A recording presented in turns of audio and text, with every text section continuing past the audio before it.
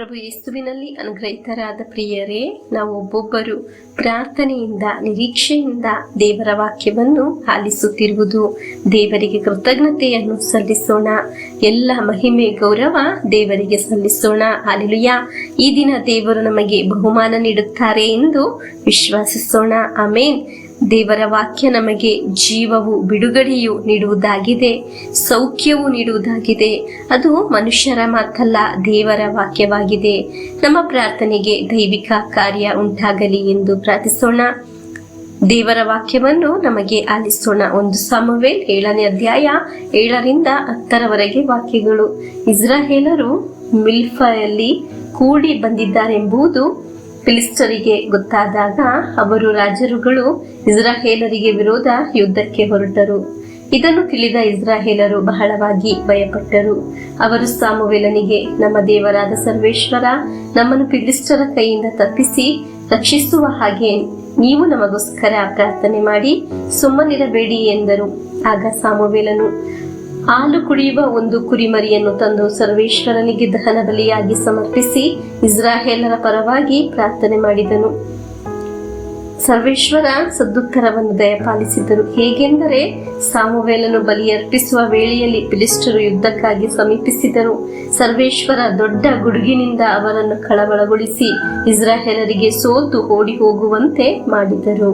ಪ್ರಿಯರೇ, ಇಸ್ರಾಯೇಲರು ಮಿಲ್ಫದಲ್ಲಿ ಕೂಡಿದ್ದು ಉಪವಾಸ ಮಾಡಿ ಪ್ರಾರ್ಥಿಸಲು ಆಗಿದೆ.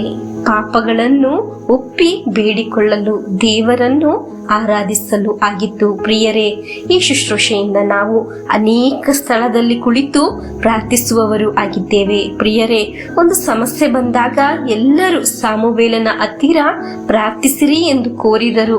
ನಾವು ಸಹ ಹೀಗೆ ಪ್ರಾರ್ಥನಾ ಸಹಾಯವನ್ನು ಯಾಚಿಸುತ್ತೇವೆ. ಪ್ರಿಯರೇ, ನಾವು ಪ್ರಾರ್ಥಿಸುವಾಗ ನಿರಾಸೆಯಾಗಿ ಪ್ರಾರ್ಥನೆಯನ್ನು ನಿಲ್ಲಿಸಬಾರದು.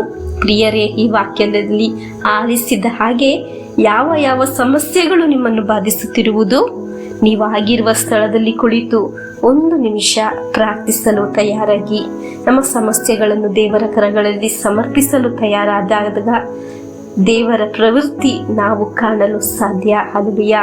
ದೇವರು ಗುಡುಗಿನ ನಾದ ಕೇಳುವುದು ನಮಗಾಗಿ, ಪ್ರಾರ್ಥಿಸುವ ನಮಗಾಗಿ ದೇವರ ಗುಡುಗಿನ ನಾದ ಕೇಳಲಾಗುವುದು. ಕೆಡುಕಿನ ಶಕ್ತಿಗಳು ಅಲ್ಲಿಂದ ಓಡಿ ಹೋಗುವುದು, ಅದನ್ನು ನಾವು ಕಾಣಲು ಸಾಧ್ಯ. ಯೇಸುವೆ, ನನ್ನನ್ನು, ನನ್ನ ಆತ್ಮೀಯರನ್ನು ಪವಿತ್ರ ರಕ್ತದಿಂದ ಶುದ್ಧೀಕರಿಸಿರಿ, ವಾಕ್ಯದಿಂದ ತುಂಬಿರಿ ಎಂದು ಪ್ರಾರ್ಥಿಸೋಣ. ನಮ್ಮ ಪ್ರಾರ್ಥನೆ ಅದ್ಭುತಗಳಿಗೆ, ಸೂಚಕ ಕಾರ್ಯಗಳಿಗೆ ಕಾರಣವಾಗಲಿ ಎಂದು ಪ್ರಾರ್ಥಿಸಿ ಪ್ರಭು ಯೇಸುವಿನ ಆಶೀರ್ವಾದವನ್ನು ನಮಗೆ ಸ್ವೀಕರಿಸೋಣ.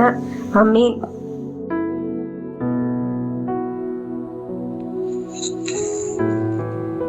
ನಮ್ಮೇ ಪ್ರಭು ಯೇಸು ಕ್ರಿಸ್ತರ ವರಪ್ರಸಾದವು, ದೇವರ ಪ್ರೀತಿಯು, ಪವಿತ್ರಾತ್ಮರ ಅನ್ಯೋನ್ಯತೆಯು ನಿಮ್ಮೊಡನೆ ಇರಲಿ.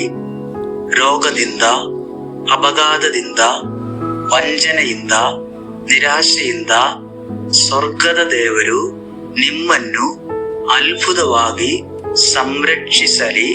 ದೀರ್ಘಾಯುಸ್ಸು, ಆರೋಗ್ಯ, ಸಮಾಧಾನ, ಸಂತೋಷ ಉಂಟಾಗಲಿ. ಪಿತನ, ಸುತನ, ಪವಿತ್ರಾತ್ಮರ ನಾಮದಲ್ಲಿ ಆಮೆನ್.